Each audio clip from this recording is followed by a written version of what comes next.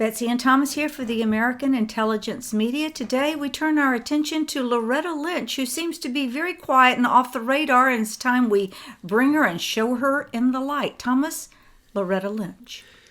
Well, I wonder what the name of her book is going to be, because she's going to have to write one to counter what Comey has done to her, and now what the Nunes final report, some notes in that have done, as well as some of the what were called the struck page text messages. Now we only get one side of that text messaging going back and forth because somehow they can't find the other side, as well as we only get less than 100 of the 55,000 that we're waiting on to hear these text messages. And every text message holds a little gem. It holds a jewel.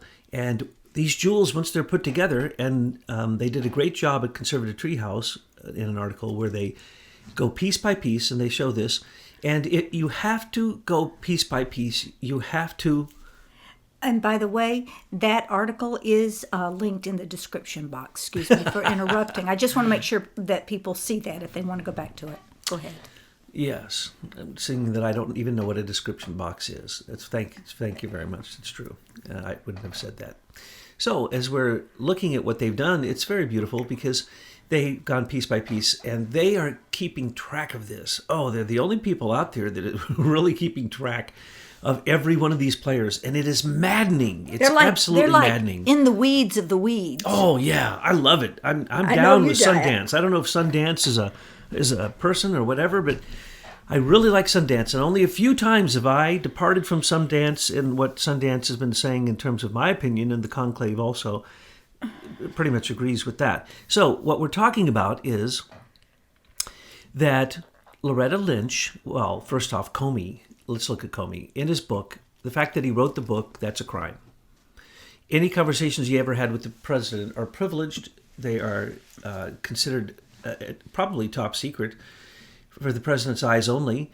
Is just about as high as you can get Q clearance for signals intelligence, and it's absurd that he took that and put it in a book, and now he's talking in all the news agencies, and James Clapper is out there on CNN, the very agency that he leaked the information about the dossier to and lied about that. And why are these guys, John Brennan is now in the mainstream media as a commentator. Why? They have a 5-year agreement. They can't speak about anything that was classified. And since they don't know if it's been declassified, then they have to assume every conversation they ever had that was privileged with the president is top secret. Notice in James Comey's notes, what do they say? Top secret, right? They're top secret. So everything they refer to that was in any note or any exchange they ever had is breaking the law. It is a leak. But it's worse than a leak because they're using it to go after the president. Now, what has happened is, because James Comey was, of course, he got in so much trouble that we predicted this early on.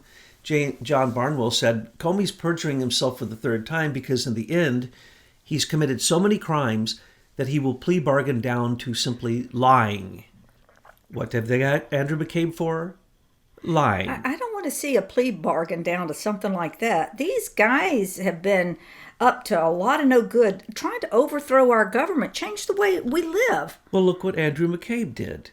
Andrew McCabe was involved in so many crimes, I don't have the time to list them all right now. But he worked for Comey, of course, as second in charge of the FBI, and they know each other's business completely. So, when you look at those crimes, that there was no investigation into Hillary Clinton's email scandal, which was an investigation that Loretta Lynch downgraded to what? A matter. And she kept emphasizing this. And remember, Comey's already got his feelings hurt, and his little Girl Scout response was to tell the public that he was forced to downgrade this investigation to a matter. Well, let's remember, he never looked into any of it. He wrote an exoneration letter, and he didn't investigate anything. And the people who investigated it, Peter Strzok particularly, and Andrew McCabe and their gang, they only wrote field notes afterwards, 302s, which we already know they modified. We also know that gang, the small group that was called the Trump investigation, the Trump counterintelligence group called the Secret Society. They had now, what's it called? The mean group. They have like a dozen names for that group of people that were attacking Trump during the election when he was president-elect and when he's the president. And this is now very well known, as we pointed out yesterday, with the fact that $50 million came through Daniel Jones and his company, Penn. Don't worry about that. Keep going. No, Penn Quarter Group, it's called. But when you look at it, it'll be called PQG. But anyway, Daniel Jones continued on with what was happening with Christopher Steele when he got busted and outed. He was still paid $50 million from who? A Russian oligarch. So in those same notes and that same confusion. $50 million for Hillary Clinton when she lost so badly. I just want to know. Maybe they didn't even spend it. Well, Perkins Coie, through Podesta and Hillary, spent $12 million supposedly through Fusion GPS, to create the Steele dossier. When it got outed and Steele made such mistakes that he gave a copy to BuzzFeed and BuzzFeed printed it, this was when the whole thing exploded. That was a mistake. It was never supposed to happen. It was supposed to be what's called an October surprise. Right before the election, they spring something on the other candidate that makes them look really bad, though it could be completely opposition research, complete nonsense, and they lose the election. This happens all the time.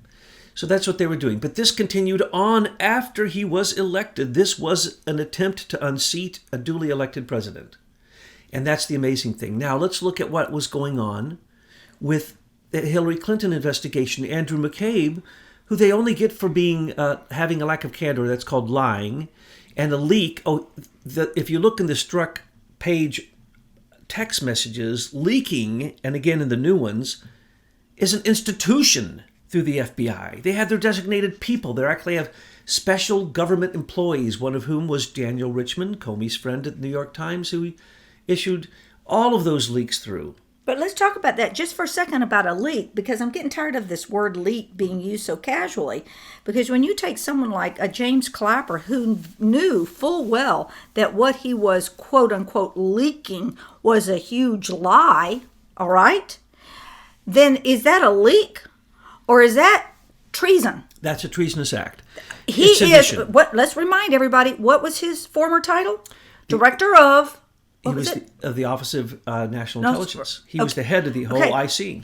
Tons of security clearance. And he goes and gets a lie dossier, a fake dossier, a fake propaganda intelligence, and spews it out through this mainstream media propaganda lying piece of you-know-what to the American people. And that's the grounds for a special counsel. There has got to be more than a leak. I don't want to hear it leak anymore. Treason. And Loretta Lynch is not mentioned in all of that, but she, of course, as the Attorney General, was leading it.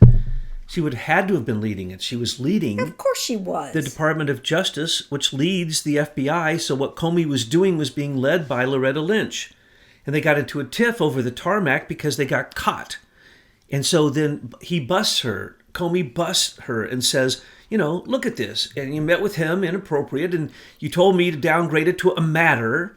And then we find out later, through all that has been revealed, that the special group, this little group, which was, of course, include James Baker, the counsel for Comey, Andrew McCabe, William Priestep, Peter Strzok, Lisa Page, James Rybicki, James Comey, that group, and a few others, be Bruce Orr at the Department of Justice, along with Jonathan Weiner, and of course, it was we can't leave out John Kerry, and it went straight up to the president. So the president knew about this, and so the National Security Council knew about it. They all knew about it. Susan Rice's note to herself at the inauguration. What was that? That was to get out. That was her alibi. Instead of writing a book like Donna Brazile or James Comey, she just wrote text messages to cover her rear, saying that she full well was reporting all this stuff to Obama so that then she could say, I was doing what I was told. So she was throwing Obama under the bus. Now, Comey is throwing Loretta Lynch under the bus because of what he said on the different news agencies, and he said in his book, there was a secret evil thing that Loretta Lynch did. And if I report it, and it hasn't been reported before, that'll be the end of her. What was that? We now know what that was. When the Anthony Weiner text messages, 650,000 of them, were turned over by his lawyer to the New York Police Department, they were turned over. They weren't These aren't the ones that were taken from his laptop and his sex texting with that young lady that he then got convicted for and went to a little bit of time, and he's no longer in the Congress. So what?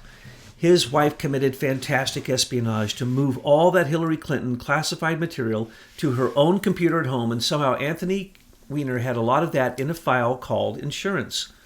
Well, that file had everything in it. It had all these evil things that Hillary was doing, all the pay for play, the arrangements to go to the Epstein Island. All of this stuff is in there. And some stuff is so bad that when Eric Prince, who somehow must have been connected to the very head investigator, because he let Eric Prince in on seeing what was on the laptop and seeing what was in those files, and Eric Prince, along with many people in the New York Police Department, leaked to the press. It was the most disgusting thing they'd ever seen. And they themselves, if they had to give up their commission, would out this and bring it to the public. But then nothing happened. I remember this, and then nothing happened. The reason nothing happened is because at the same time, Eric Gardner had been killed by the New York police in a wrestling match that was very inappropriate what they did, and then they basically killed him. And the Justice Department wasn't prosecuting those policemen. So what happened? When this came out, and this is the big problem, Andrew McCabe found out about those emails 3 weeks before he let anyone else in the FBI know. And he did nothing about it. And when he did tell Comey then, like the crybaby Girl Scout that he is, came out to the public and said, I have to reopen the case. Why? Because of the leaks of all the people who saw the content that said that they were going to release it anyway. So he had to get out ahead of it. And then the text messages show nothing was done. They talked about how they would handle the leaks. The FBI talked about how they would handle the leaks when Andrew McCabe was informed of the content and given these files. And Page also, and Strzok, they talked, and McCabe, they all talked back and forth, Priestep, they all talked back and forth about how do they get out in front of the narrative, not do we look at the content. There's no evidence in the text messages that any of the content was ever looked at. So what happened? Because they knew they were all that bad and criminal. They didn't need to look at that. They knew that it was just like the 33,000 supposed missing text messages, which we now know because Christopher Wray admitted it during a testimony the other day. He has them on a thumb drive. Well, you see, all these people... Always had them. Comey always had the missing 33,000 Clinton emails. Well, you've said that before, too. You talk about how he had special rooms in the FBI where he hid this stuff, and this is how he would blackmail people. Yes, it's a standard thing going back to J. Edgar Hoover with the FBI. They're there to blackmail the politicians and basically to be the power control mechanism for whoever is in the White House. Okay, but this is all, once you understand that all these players, at least most of them that I've heard, I'd have to do research on a few of the outliers that you named, they are all part of the Senior Executive Service, which is the shadow government deep state, and that they're running this program to overthrow America, and we are seeing it with these players. We have some of our good friends who are overwhelmed with the news because they can't handle it. It's just too much. Now, let me go into more details. Andrew McCabe, at the same time that he was hiding the Uranium One deal, which he was in 10 years, he was in charge of that investigation, he receives a message that there are 650,000 espionage now we know through Judicial Watch, they got 149 of them or something, and there's like 10 top secret messages, and they absolutely compromise people. So here, Huma Abedin's husband had in a file called Insurance, top secret messages of Hillary Clinton that put people's lives in danger. But forget that. Any one of them was a crime. Any single one of them not being on a government closed system was a crime, and she knew it. So when they got these, Eric Prince, of course, somehow everybody, Eric Prince and that head of the police department for New York City police, they all back off, don't they? That's because Loretta Lynch called them and said, I'm going to put you, and I'm speculating on who you is. I assume it's the guy who's, the head person that Eric Prince was seeing this stuff through, whoever that was. I'm going to put you in jail. I'm going to accuse you after the fact of being guilty, and I'm going to charge you with the crime of killing Eric Gardner. So they backed off. This is the big crime that Comey is throwing Loretta Lynch under the bus for, besides the tarmac deal, besides making the largest espionage case in all of U.S. history, demoted into a, what was it again? A matter. It was a matter. That's what it was. It was a matter. Had nothing to do with violating security clearances, had nothing to do with scrubbing her complete computer, had nothing to do with hiding the 33,000 really incriminating emails, which then you accuse George Papadopoulos of wanting to get a copy of. And so then you create a counterintelligence investigation against Papadopoulos and Trump team through John Brennan's CIA, pass it up to the FBI counterintelligence department, and thus you have what becomes then the Trump investigation, the Trump group, the small group, the group I keep talking about, all who need to go to jail. And I have something to say about that tarmac meeting. She would have been better off saying that Bill Clinton came into the plane and raped her. Then nobody would talk about it. Correct. They'd go, oh, that was just Bill. Yeah. Oh, he's don't worry. It's just the way he is. It's disgusting when you see Bill Cosby hauled off, going to jail, and you see Bill Clinton out there still. That is racism in your face. He probably went off to Epstein Island to celebrate the fact that he didn't go down when Cosby went down. And it is disgusting, and he should go to jail too. Well, when the day will come, I believe that Bill Cosby, just like the whole Weinstein and Hollywood thing and the Me Too movement and all these corrupt, I hate to have to say it, but male-dominated, macho, patriarchal, and I'm trying to say nice words, very aggressive, very dominant, concretizing, evil people, especially against, women and defenseless children, boys and girls, they all need to go to jail. Because those are the laws, and if we have the laws, we need to obey them or change them. Well, they need to go to jail for crimes they've committed, not who they are. All right, now, have you finished up with Loretta? Anything else to say about that? Well, let me think about this for a second. So you got Comey out there, and Comey's telling everybody this stuff, and it contradicts himself. So you got him now, not only with the 3 perjury issues we brought against him before he was even fired, but then all the perjury after, the collusion with Mueller. They all seem to know Mueller's mind, what Mueller's going to do next. Notice how Brennan was threatening with what Mueller's going to do next. Why would Brennan know anything about what Mueller's doing unless there is collusion? That's disturbing.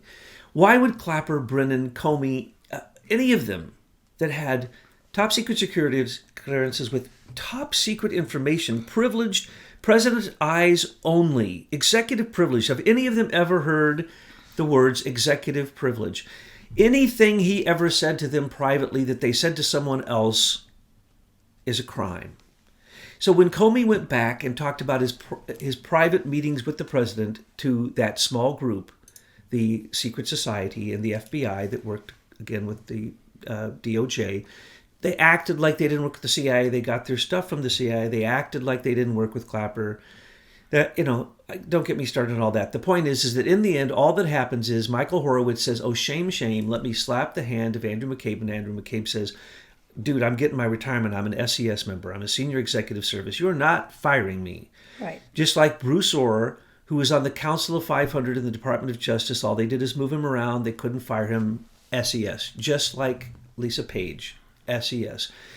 Probably Nellie Orr, no doubt, SES, but many of these people, don't get me started, some of the people I've already mentioned, now that I think about it, who are part of the continuing scam against Trump, which is an attempt for a regime overthrow, what they call a regime change, which is a terrible word. It's not a regime. It is a duly elected president. It is a George Soros color revolution, and Andrew McCabe was right there trying to cover his own tracks of his own wife, Jill McCabe, and her corrupt money through Clinton. Don't forget Clinton gave her money. Not only Terry McAuliffe, who sat on the Clinton Foundation, and Andrew McCabe was looking into corruption in Terry McAuliffe's state. At the same time that state gave his wife, that number has changed. I've never hardly seen that number repeated twice the same, but what we saw initially from real records was about $640,000 from McAuliffe, and the balance of about $750,000 from the Hillary victory campaign. So Jill McCabe is sitting on a treasure chest of money that she probably didn't even use in her campaign. And Terry McAuliffe wants to run for president, and yet he is still working on the Clinton Foundation. And now we know that Jonathan Weiner, who was basically a seventh floor stooge of Hillary Clinton, working with APCO worldwide, which was basically a way for Hillary Clinton to directly receive $145 million through the State Department while she was there, through Jonathan Weiner, through that company.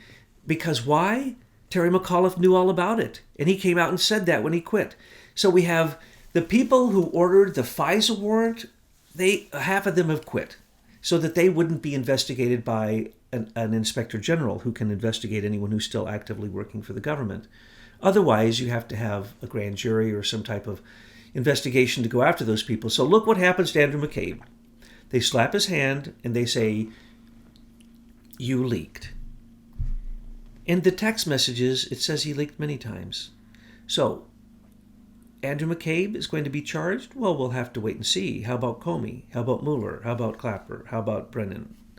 So what we're seeing here is if the dominoes start to fall, then many dominoes will fall. So we have to keep our eye on the weakest link who they threw to the lions, and that was Andrew McCabe.